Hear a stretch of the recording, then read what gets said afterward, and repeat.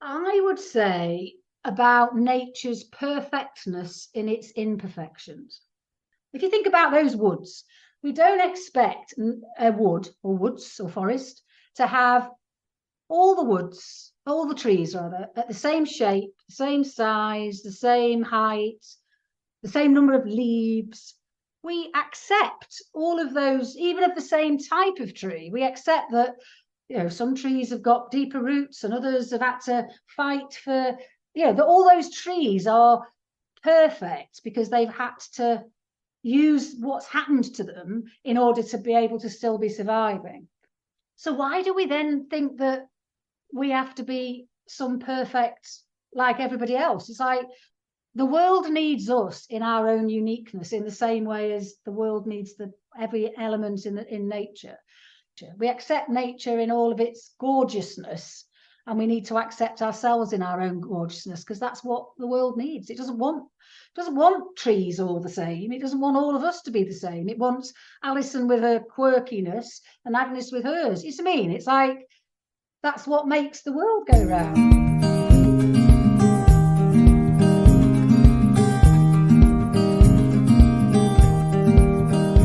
Welcome to the Boomer Woman's Podcast. I'm your host, Agnes Knowles. Boomer. Some people don't like the term, but I think, like many other words, it's all in how you say it. My umbrella business is Boom with a Bang, and I think we should keep that in mind as much as possible. We Boomer women don't have a lot of role models as we traverse this chapter, so the goal of this podcast is to introduce you to guests who might incentivize, encourage, teach you to embrace your wisdom, our wisdom. With this incarnation of the Boomer Woman's Podcast, I'm interviewing people who have a message of interest for our demographic. If you want to hear about or learn about something specific, let me know and I'll find someone who understands us to talk about it. There's a contact page at boomwithabang.com. If you want to be a guest on podcast or know someone who would be a great guest, message me. Finally, this show is all about conversation. We women know its value, we know how to do it, and we must perpetuate the art form. So let's get started with today's show.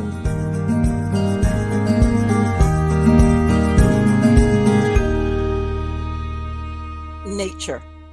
It's all around us and certainly in the news on a daily basis right now. But did you know it can also be a metaphor for our lives? This may be the shortest introduction to a guest ever, as we're presenting a topic I don't think I know very much about. I'm nothing if not honest. So I'm going to let Alison explain the metaphor, amongst other things. Alison Smith, welcome to the Boomer Woman's Podcast. Oh, thank you for your honesty, and thank you for inviting me to talk to you about a subject I feel very passionate about. Well, great, because your passion will counter whatever my ignorance is. Okay, so tell us about you and how you came to nature as the vehicle to explore your life and my life. It goes back to the mid-90s when I'm a purchaser by profession, and I've moved into coaching since then. But we were trying to, if you imagine anybody that's not into purchasing, if we're trying to teach other people in organizations, all about supplier management, most people would fall asleep and go, yeah. And but that's not what we wanted, because we knew we'd got problems. And I started using gardening. So where it first started was using gardening because I was a passionate gardener, loved gardening. And certainly here in the UK, most people have either got a garden, they've got family members have got a garden, or we go and visit gardens, at a weekend. And so most people understand that gardens need mowing, they need pruning, weeding. Some plants will work in some situations and not in others. Some plants might need different soil conditions, time in a greenhouse.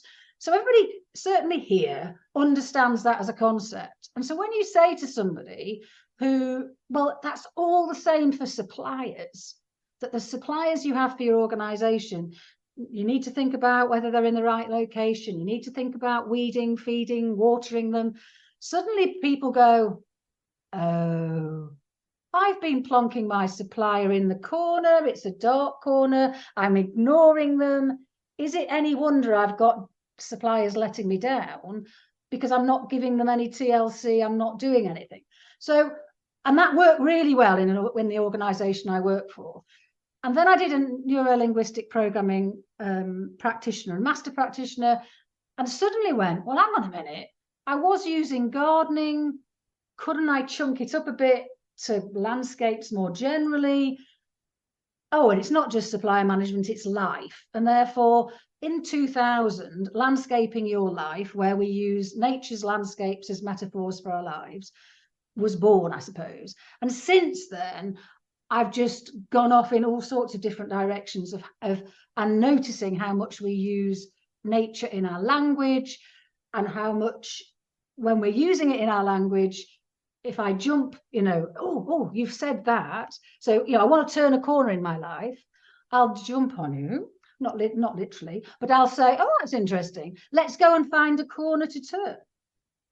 Or if you, well, I suppose you must get great falls where you are. Our leaves don't go quite so beautiful, but if you want to turn over a new leaf, I'll go in the fall. Let's go and turn leaves over. And so I suppose I use nature, but I also embody what we're saying. So if you're at a crossroads, I'll say, let's go and find a crossroads. And so there's lots of different tools and techniques using nature as your metaphor that enables you to see the situation differently, because just like going back to those suppliers, if I'd have said to somebody, oh, tell me the problem you've got with a supplier, oh, you'd have got all of the moaning, the groaning, the whinging, a gossiping. It's all their fault. They're horrible. They're doing everything wrong. And you get caught up and lost in all of the detail and the content. When we use metaphor, we can't bring the content with us. So all we're doing is looking at I'm not feeding them. I'm not paying them attention.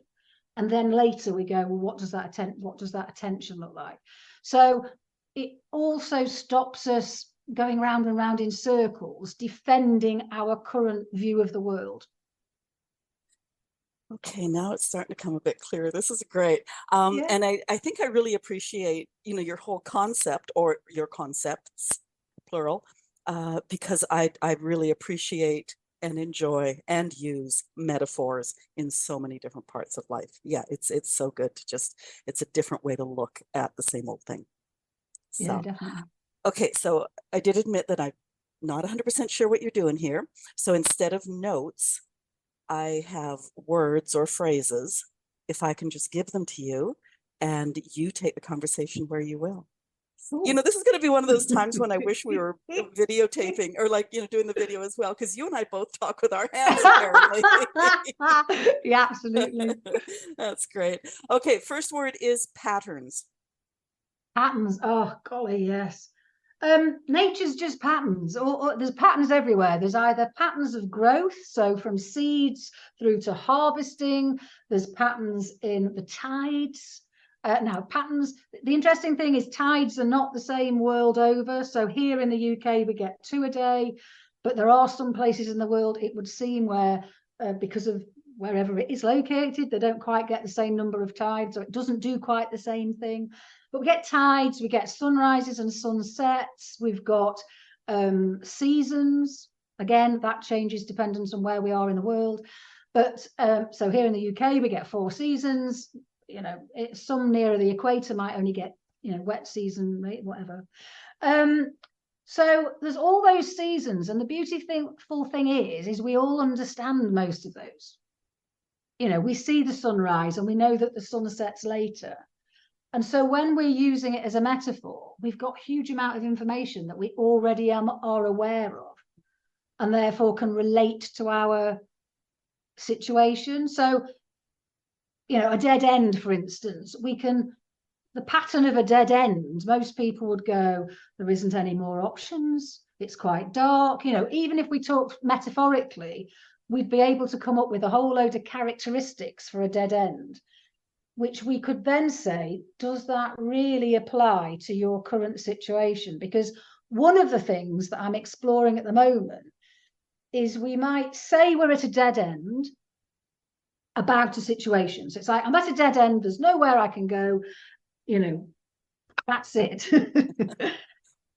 And our language reinforces that stuckness. We're using the dead end to describe there aren't any options, I can't do anything else other than turn around and go back the way I've come. If you go to a dead end in nature, I've yet to find one where it is a true dead end. There's always a path out. There's always something that you hadn't seen. I went, this is why I love going out into nature. So let me go and find a dead end. And you couldn't see the other route out until you got to the dead end. So you really had to have conviction, because you had to go right up to sort of the wall in front of your face to say, I'm at this dead end. Oh, but there's the route out. And so that's really quite powerful if you're talking to somebody who really feels like their situation is a dead end, because they can go, oh, perhaps it's not as dead endish as I thought. So I always describe it as, if we go out into nature and embody how they're feeling, is every time we find new solutions, it's as if it opens doors in their mind to the solutions to the real life situation, because their language has said, I'm stuck, and that closes a door. I'm stuck, there aren't any other ways to see it. I can't go any further. And it's as if our brain has then closed down all of our access to any wisdom within. And therefore, going out into nature and using metaphor in this way goes, oh, it's possible. And as soon as we start thinking it's possible, those little doors in our mind go and open. And then suddenly we start seeing solutions that we didn't think were there, but all we needed to do was talk to our inner wisdom. Because I absolutely believe our inner wisdom knows, we just need to find a way to talk to it. And metaphor for me is how we do it. Yeah, I'm breathing a sigh of relief here, because I'm starting to see, and so this can become a bit of a conversation, I think. Cool. Now, two thoughts is, first of all, nature almost becomes the only metaphor, because it's one of the only things in the world that everybody has. Everybody has some sort of a natural environment around them, even if, mine is different than, somebody who lives in South Africa, for example. Yes. So that's great. Now, a question on, like, for example, you were talking about the dead end, is if you go in and say on some occasion you actually do see the trees so close that you cannot squeeze through them, so it is in fact a dead end, is it okay to sort of come back out and then say, okay, there's another route through this then? Yes. The thing is that before now, I'll have done that with somebody, or it's they want to turn a corner, and I think, I've been doing this 20 years, and I think, even now, I go, could this be the time when I turn a corner and they don't get any insight? Or could this be the day that we go to the dead end and have to go back? And nature just provides whatever we need. It's like that if the chances are, if somebody has to go back and go round a different route, that's what it's applicable to their real life situation at this moment in time, would be my understanding of what happens. It's like we notice the patterns, because you could be there with me and you might notice a different pattern, and I might be very resistant to you going, oh, look, there's a path up here, and I'll go, no, I'm heading for the dead end. And it is about going with the person, because it's their pattern that they need to unravel, I suppose. So it might be they do have to go up to the dead end, and they have to admit, this is a dead end. Yeah. So why do I keep going down the dead ends? What? And then it might be a conversation about, so at what point along this walk did we know it was a dead end? Oh, well, I knew a mile away it was a dead end. There was a signpost that said dead end this way. And so it's those sorts of things that that we embody. It's like somebody the other day said, oh, I'm at a crossroads. And every crossroads we came to, they wanted to go down the crossroads that didn't have a signpost. And that was so, I can't tell you how big an insight that was for them, because in work, they were being told, you've got to go down the path that's got the signpost. And so they then realized the reason they were struggling at work was that they weren't on the same page about what they wanted to do in work. They wanted to go down new paths. They wanted to do the signposts themselves. And so it gave them a language that they had not appreciated, that, to have a conversation with work about, oh, this is why we're struggling. It's a bit like medicine walks, in as much that if you walk with the intention of getting insight about a particular situation, we run the patterns of that situation, and we can't help but to do.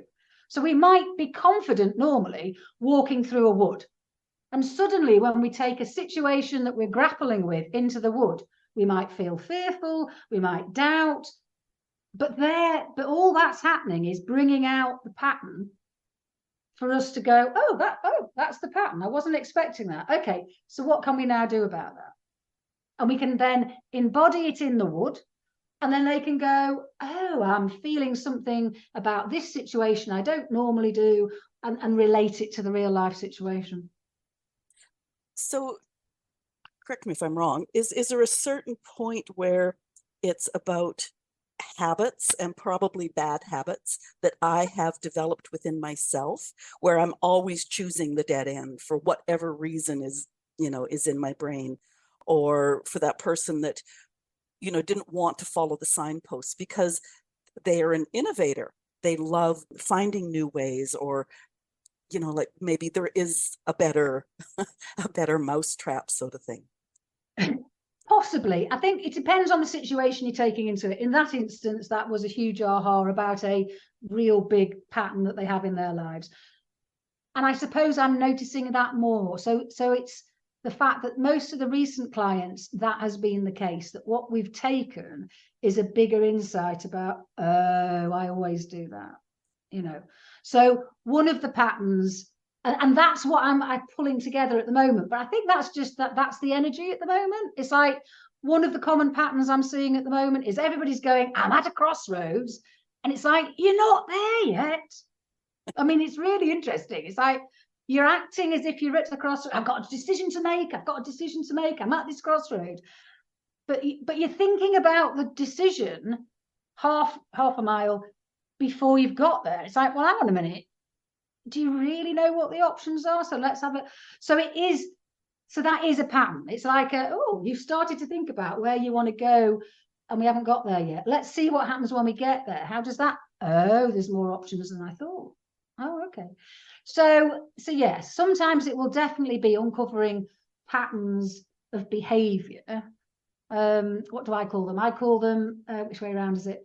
Zigs. So it's zigging and zagging. But zigs are things that inhibit growth, and zags are, so it's sort of like disrupting and going a different way, accelerate our growth. But they're all patterns of behavior. I knew an elderly gentleman. What you reminded me of is an elderly gentleman I knew years ago, and one of his favorite phrases was, if you come to a fork in the road, take it. Ooh. And that's with your crossroads, is like, instead of dithering, like you're talking about, worrying about the crossroads before you even get to it. But even when you get to the crossroads, instead of dithering, make a choice. Even if, to go back, it's the dead end, and you have to come back and take another choice. I don't know. I'm probably really messing up your theories here. No, because there's no right or wrong. And I could now take this off at a few different directions. Do it. I've distracted myself now. One of the things was, so let me just write this down, because I'll forget. There's half a path, and then there's the destination at the crossroad. Okay, so I've written a poem called Paths and Destinations, and one of the paths is not making a decision until you get to the crossroads. So some paths are just a means of getting to a crossroads, and then we'll make a decision about which destination we go to. But when I was embodying that for a podcast, or for an episode of my podcast, oh my God, did it bring up my pattern of wanting to know when the crossroads was, wanting the map. I mean, literally, and this is part of the embodying of it. But in the podcast, I am absolutely laughing at myself going, I don't know where the crossroads is. And I have such a big, big desire to turn around because I hate not knowing where I'm going. There's only one path. I have just committed to going to the first crossroads, then I'll decide what to do. But all I want to do is run back to the beginning. But for the podcast episode, I will persevere. And of course, I went round a corner and the crossroads was there, but it was huge, that desire to know where I was at and not be in that, actually, I haven't got all the information yet. I can't make a decision. So, and perhaps that then links to a quote that I've got in my book about you can't walk half a path. And this comes back to what you've just said. You can't walk half a path. You have to commit to a whole path. Doesn't matter how long or short of it is.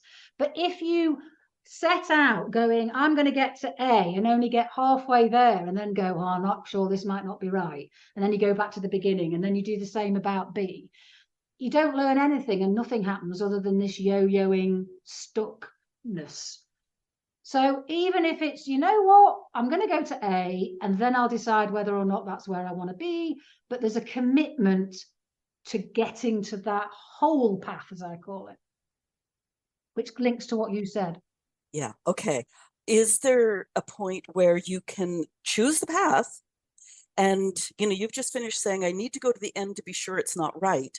But can there be markers along the way? Like if I'm on this path and we've talked about the fact that I'm in Canada and our forests are really big and I come across a bear and then I come across a cougar. Yeah. I might think, I don't want to go any further this way. I'm going to turn around and find the path well-traveled, the paved road, that sort of thing. So there's those markers, as I say, along the way that we know that this is the wrong path. Lovely. And therefore, if that was happening a lot on a walk, so if we went for a walk and that was happening a lot, where every time we went down a path, there was things that we should turn away from because that's scary, we might turn around and go, okay, so what do we need to do to feel safer? And so it might just bring up a whole conversation because that might be what's happening in life as well. Might not. But we'd sort of know, it's like, oh yeah, well, that's the reason I always keep turning around, because I keep, the fight or flight is kicking in at every corner. And these are all, a bear, we're not going to argue with a bear, but perhaps that's how life feels. So what can you do to prepare for the bear? What can you do to mitigate against any of the risks? How might you reflect that in your situation? And does that then enable you to take action? Because the likelihood is, if you've got a situation where it feels fearful because every time you try and go down a route, something horrible happens, over time you'd learn, you know what, I'm just going to stay where I am. It's better. It's safer here. Going to learn to shoot a gun and travel with a friend. Well, yeah, sort of. I mean, yeah, we have to be careful with the metaphors, but I think it is that what I've learned to trust, and this is not clean language. So there are books written about using metaphor, which suggest that I am imposing so much on other people, because I am saying the normal patterns of nature apply, that a forest sits within a wider landscape. Now, the advocates for clean language using metaphor would say you can make no such assumptions. So I am definitely imposing a world, a view that says landscape connects to other landscapes, day follows night, etc. And therefore I trust when we're exploring a metaphor that those patterns exist. So if something happens, I will always follow so what's the pattern in nature here? Oh, do we need to change season? Would it be different if it was winter? Oh, that feels better. Oh, no, that feels worse, and just explore it a bit. Because this is just a metaphor. This is just a means of us presenting the problem and seeing it in front of us, I suppose. That's the thing. It's like we're taking this problem that we're grappling with, that we can't see, and we're struggling to make sense of. We're saying, logical thinking, please go on a coffee break because you're doing my head in. You haven't helped thus far, but please come back when I've got a bit more insight. Go on a coffee break, I'll come back to you. And then we're going, okay, so let's use the landscape and sort of put that problem in front of us.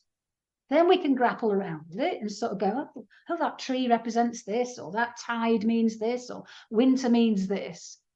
And then once we've sort of made sense of everything metaphorically, then we can sort of say, right then, logic, come on, what does that mean in relation to the real life situation?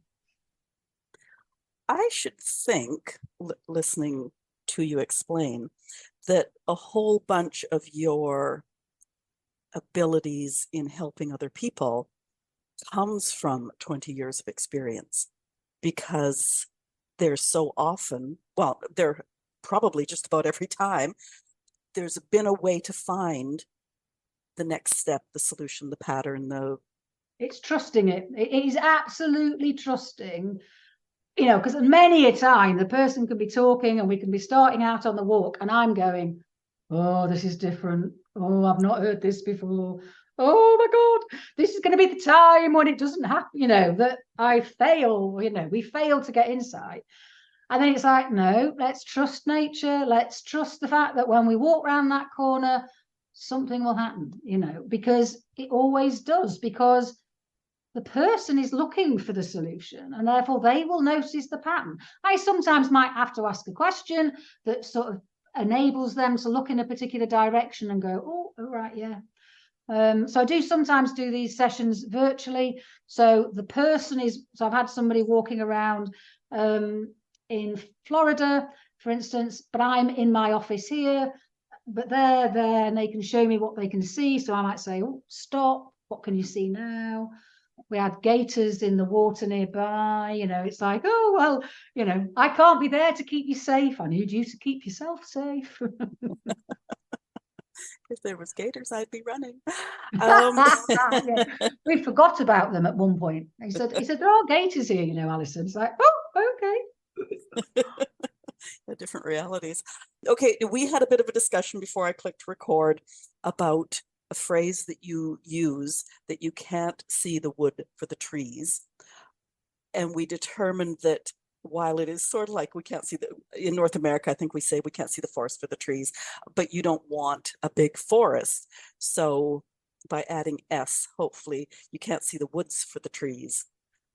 Can you go there now that I've explained it to the listeners? Yeah, so certainly here we would say can't see the wood or woods for the trees. And it's just, I don't know where to go. I don't know where to go. I'm confused. There's just too much information, overwhelm, really. So that's when the phrase is used. What I realized was, again, we're using the phrase to describe being stuck. We're using the phrase to describe the overwhelm and lack of options. So the words we're using are reinforcing the stuckness. But what I realized was, but what would you do in a real wood or woods or even a forest? I'll add in why forest is unhelpful as a term from a metaphorical point of view. But what would you do if you went out into, you know, that place that's got lots of trees? Oh, well, I could cut some trees down. I could climb a tree. I could follow a path out. I was taking some business leaders through some woods here in the UK. So they're not that big compared to where you are. We weren't going to get lost, let's put it that way. And however, there was sort of 6 of us looking a bit puzzled and confused. And like a forest warden, you know, walked past and turned to us and said, do you want a map? Now I thought that wasn't the only time that's happened, where we're looking confused and somebody walks past and says, oh, do you need a map? So of course that then leads us to a conversation about, do we need to ask people for help? Because in this instance, the person with the map is somebody out with our group. So might that be the solution to your problem that you're struggling with, that you've not asked somebody for a map about your situation? You know, how many people have done what you're doing, before, and perhaps you just need to ask them how they did it, rather than I'm going to forge this on my own and do it all, you know, new. The interesting thing sometimes, though, that's happened with that saying is one of the common things is people are using the woods as a distraction, because when I say to them, where do you want to be? Oh, there. I mean, they absolutely are so clear about where they want to go. And I go, so why aren't you doing that? Oh, well, this path might be more interesting. Or, oh, look at that bridge. That bridge looks interesting. But where do you want to go? I want to go in that direction. And the bridge is not in the direction they're pointing, nor is any other path. And so sometimes we're using the can't see the wood for the trees as a means of keeping ourselves in that holding pattern of, I don't know, fear, procrastination. And so somebody turned around and said that insight enabled them to times five their business turnover, because they realized they'd got lost in the woods about their business. They knew what they wanted to do with their business, and they just had to absolutely focus on that objective and just not allow any other path to be a nice, shiny new thing, and go, no, I know where I want to get to. I'm going to do it. And that comes back to what you were saying earlier about the patterns in life, that walking in a wood and seeing lots of nice things and getting distracted. And yet every time I said to that person, where do you want to get to? I know it's there. Never changed. There was never any doubt about where they wanted to get to. So why are you getting distracted with this path? Well, I don't know. I want to go that way. Well, fine. Then let's just walk that way, shall we?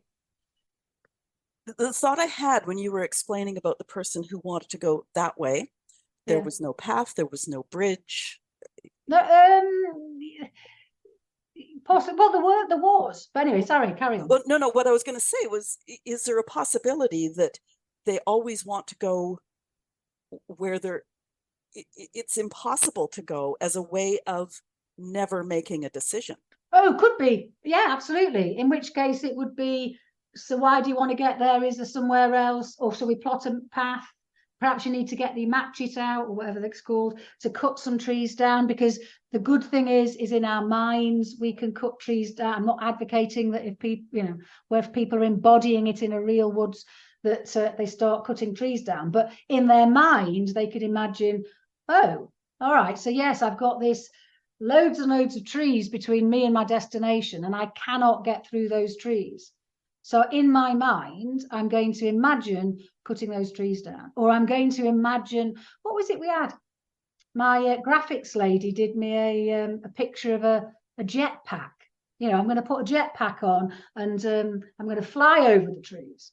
Or it might be a hot air balloon. So what you can do, if the real wood, or how somebody's expressing it, is so impenetrable that they couldn't possibly walk through it, is just to explore what could you do, and then that leads into the sort of the woods or the forests in our minds, and therefore you've then got a bit more option about making changes that you couldn't in real life. So in real life, if I'm in front of these trees, I can't change the type of tree.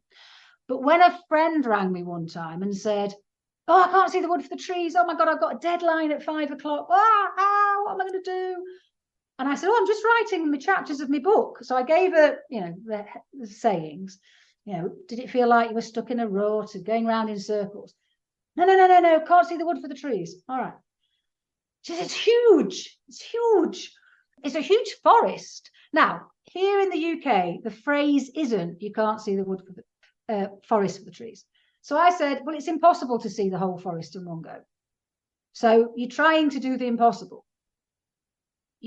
And so as soon as I said, you're trying to do the impossible, you're trying to see too much, because, and we were saying before, was it, you said forests are provinces big. So, that's impossible to see it in one go. I mean, you might be able to from, if we went up in space, perhaps. But, so we're trying the impossible. So as soon as I said to her, can't see the wood for the trees, she went, oh. Now, she was imagining this in her head, and she went, oh, the type of tree has changed to a beech tree. Now, you and I do not need to know why it changed to a beech tree, but to her, she went from a big lots and lots and lots of trees, and I can't remember what sort of trees they were, but she went from lots of them that were panicking her and overwhelming her to going, oh no, it's a smaller number of trees. They're all beech trees. And she literally, because she'd got that deadline in a few hours' time, said, "Oh, that feels better. I'm going now. Bye," and hung up the phone. Because we'd taken her to, so that conversation, however weird it might seem to somebody listening, because that isn't their understanding of, woods and trees and whatever, but for that particular person and that conversation, literally no more than 5 minutes, when she went from being overwhelmed to knowing what to do, and therefore her putting the phone down was, "Oh right, I've got this deadline for 5 o'clock, I need to crack on." The one person who keeps on coming to mind is Winnie the Pooh, because he has the 100-acre wood. And it's big enough, but it's certainly manageable. I'm going to throw you a curveball here. Insofar as we live in the age of technology, do you ever find people there? Well, there must be an app for that, so instead of trying to figure it out and chart a course, they just want to rely on their technology, because technology can do so many things. Oh, but that's interesting. I suspect that's because I would suggest they can do that after we've explored it in nature, or that people with that preference don't pick up the phone and talk to me. That's like, oh, she's going to take me out. But I mean, a lot of the, if I think about the person that I've had recently, I do have a lot of engineers. I had a lot of techie guys. I did find myself using software analogies and metaphors a little bit, but I still come back to the wood or the trees or the paths, and I just allow the possibility of tech being able to help them later once they've got an action plan, I suppose. Okay, I'll put my phone away. Okay, now speaking of the phone, I mean, I'm notorious for just looking at the compass, but you talk about our inner compass. Yeah, I suppose for me, our inner compass knows, we know at one level, we know what we want to do. So even when we're confused, there's a part of us that does know. And so for me, a load of these techniques are about hearing the whispers of our inner wisdom, as I call it. So I think our inner compass or inner wisdom just needs to be, it's on a different wavelength, I suppose, to our logical thinking, and therefore we just need to tune into it. And I just think that for me, I've found that metaphor enables us to tune into that inner wisdom. So it enables us to sort of connect to that inner compass that goes, oh, I know I want to go in that direction, and you know what, I'm committing to going in that direction, and I'm not going to allow these other paths or any of these other distractions or any of the shiny, new bridges or whatever the guy was saying. I'm just going to follow that path. I suppose what people finish the sessions with is a much more conviction about what they want to do. And I think that comes from having listened to their inner wisdom, because they've had a conversation and it's like, oh, because it's like they're coming home, aren't they? They're going, oh yeah, that's what I wanted to do all along. Yeah, I'm going to do that. I guess that leads me to ask, how many people do or do not trust that inner wisdom? Well, if everybody did trust it, I wouldn't have a job. Okay, thank you. There you go. So yeah. Would be my, because when I look at what I'd like to change in the world, it is about helping people get unstuck, but actually a lot of it is about us taking our authentic and selves into businesses and into organizations. And at one level, we all know how we should act in business. We understand what it means to be human, and that humanity means not telling lies, being open to people, collaborating, and we all know that. And yet we go into organizations and it's as if we cut off that inner wisdom and that, I don't know, it's like we tell kids, I don't care that you broke the pot, I care that you're lying to me about breaking it. And then we walk into business or politics and that goes out the window. And so I don't know whether I'm doing this in order for people to listen to their inner wisdom, in order for that, therefore, to become more of a possibility when they work into business. I don't know. But I know I feel very strongly about taking humanity into business with us. Makes a lot of sense. Okay, now you used a phrase just a few minutes ago, and it's on my list, about going round in circles. Oh, this is such a great technique. So that anybody listening, I would say, invite them to just put us on hold whilst they think about, and obviously don't forget to put us back on hold again, or off hold, and think of, because I'm just going to give them some instructions. But what they need to do is think of a situation that they're going around in circles about. So that might just take a few seconds for them to think about, oh, yeah, there's that situation with that person, or in this area of my life, yeah, I'm here again, you know. So having done that, then I'd like them to get, I mean, they can walk it, and they can do it without a pen and paper, but it was preferable to get a pen and paper. So it's pen and paper, and to have thought of a situation they're going around in circles on. So assuming that they've put us on hold and they're now coming back, and and they've got all the pen and paper and they've got the situation, the idea is to go, okay, so I would like you to draw the circle that you feel like you're going around in. And everybody can do that. I mean, bizarrely, you know, as much as it sounds strange, everybody go, oh, yeah. And they start drawing the circle. And then it's like, well, notice how slowly or quickly you're going, and speed it up. Oh, and now, speeding it up might make it worse, might make it better. Just notice what you notice. Slow it down.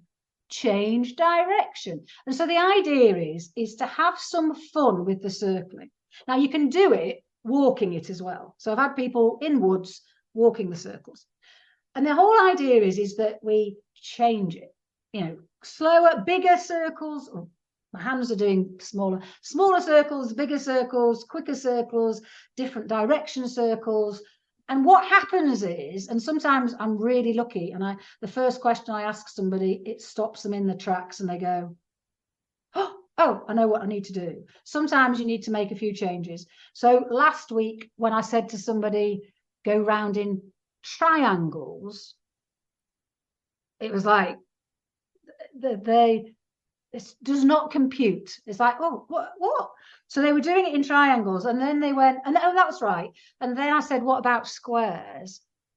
And for them, the squares made so much more sense, because it was like, oh, I just need to do, because for them, drawing the squares had 4 sides, and each of the 4 sides represented an action. So rather than it feeling very confusing and they weren't getting anywhere, they went, oh, I just need to go up this side, then that side, then that side, then the other side.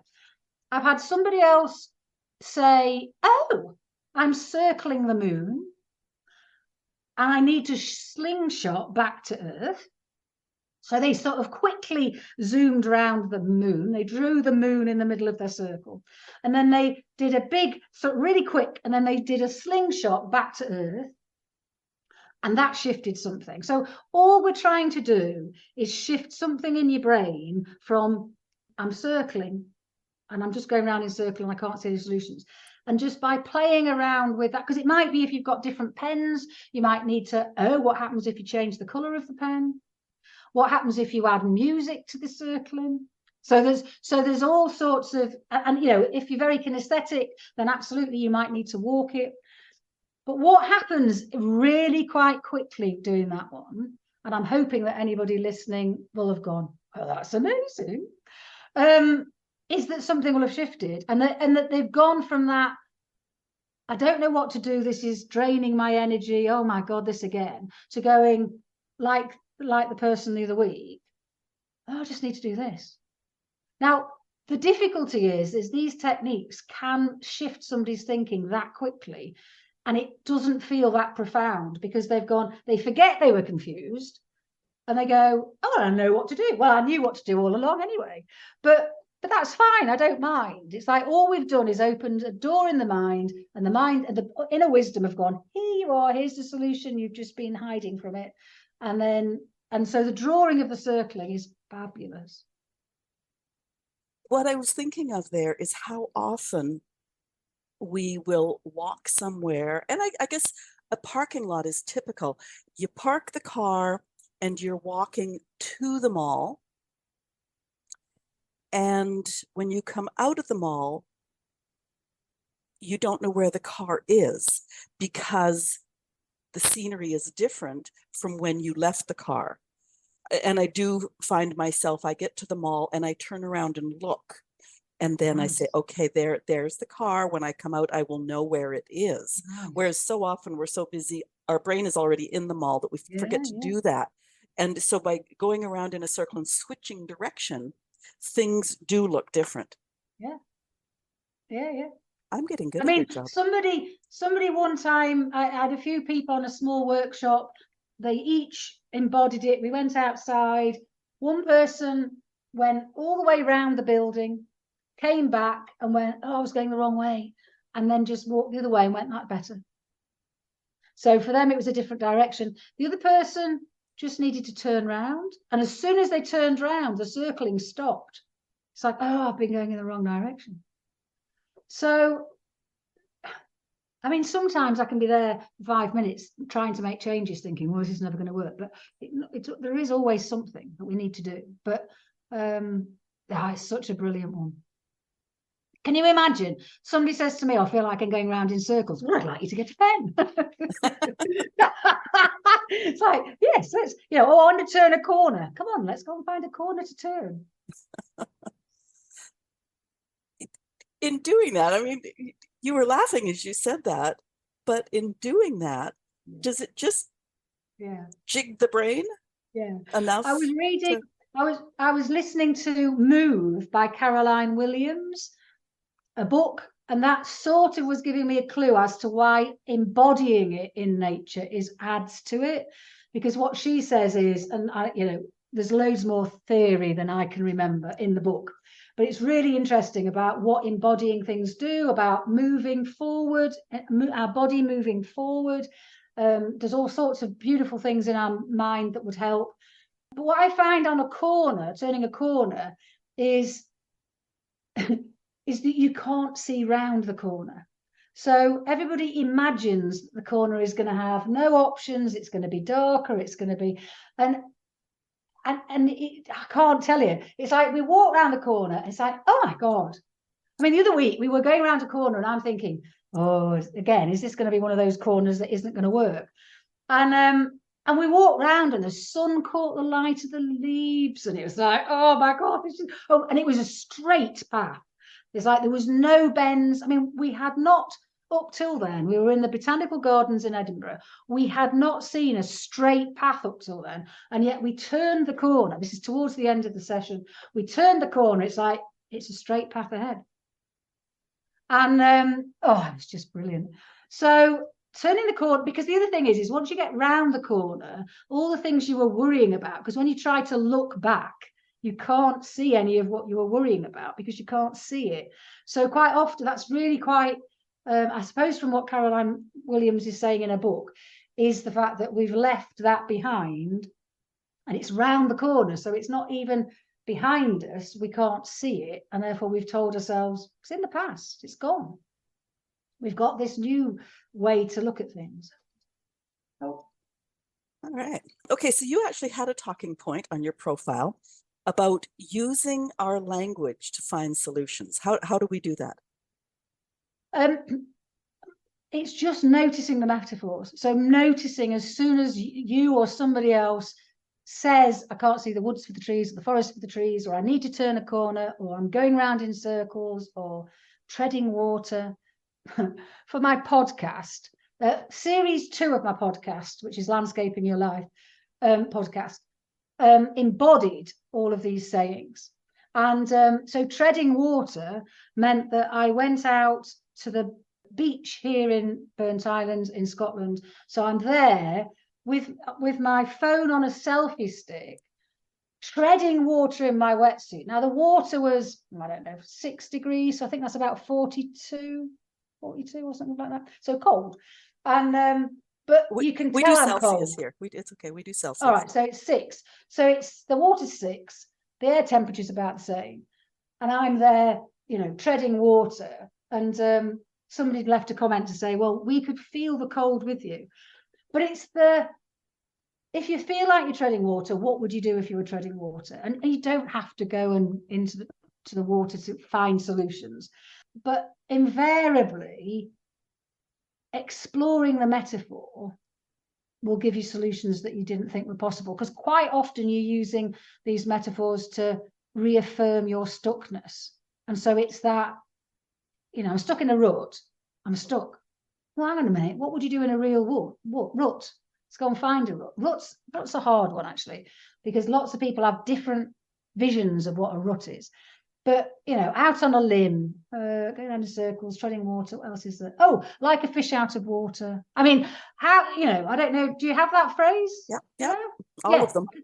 Well, the thing is, when I was writing the chapters, I wrote all my chapters out in nature for Can't See the Wood for the Trees book. And can't see that the fish out of water was enlightening for me, because what's the first thing we say to somebody when they say, I feel like a fish out of water? Oh, no, you're all right. You'll get better. You just need to expand your comfort zone. You'll feel better in a few days. The thing is, they're telling you they feel like a fish out of water. Now, there's only 1 or 2 fishes that can survive out of water. So their language is saying, I need to get to a place of safety. They do not want to be told, oh, you'll survive, you'll be okay. So for me now, if somebody says, I feel like a fish out of water, it's like, okay, so what would enable you to feel safe? Let's get you to a place of safety. Let's get you feeling, because when you're like a fish out of water, you've got no access to brain. I suspect you've got no access to inner wisdom either. All you're doing is in fight or flight survival mode. That is what, if you follow it literally, that's what they're saying when they're giving you that language. So the first thing we need to do is go, okay, let's get you, if you were the fish, let's get you back into the water. Now you're back in the water, you're feeling safer. How can we get you to where you were wanting to be? What preparation might we want to do? What can we do? Can we hold your hand? What is it that's going to enable you to now get from where you are to where you want to be without that gasping for air? And so now that is me being very literal about the saying, but I make no apologies for that, because it's just, that's the logic I'm using. I'm using the logic of, if you were a real fish out of water, what would you do?